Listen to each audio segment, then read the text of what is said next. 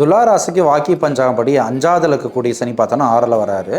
So எல்லா ராசியை விட துலா ராசியில் சனி பார்த்தோன்னா உச்சத்தில் வரப்போகிறாரு. ஸோ சனி வந்து உச்ச வீட்டில் இருக்கார் துலாமில். அதனால் வந்துட்டு எல்லாமே ஏறுமுகம் தான்.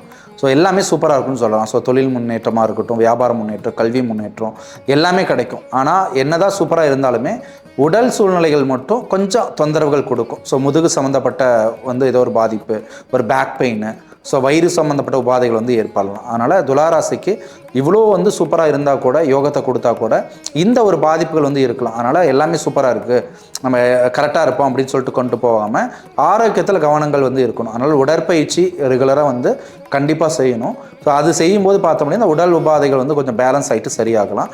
மற்றபடி ராசிகள்லேயே சூப்பராக இருக்க போகிறது வந்து துலா ராசிக்கு தான். ஸோ அவங்க வந்து எந்த எடுத்த காரியமும் வந்துட்டு சூப்பராக செயல்பட்டு ஒரு கைராசிக்காரங்க அப்படின்னு சொல்லக்கூடிய ஒரு சூழ்நிலை வந்து இப்போ ஏற்படும். ஏன்னா சனி உச்சத்தில் இருக்கக்கூடிய ராசியாக இருக்கிறனால துலா ராசிக்கு சூப்பராக இருக்க போகுது.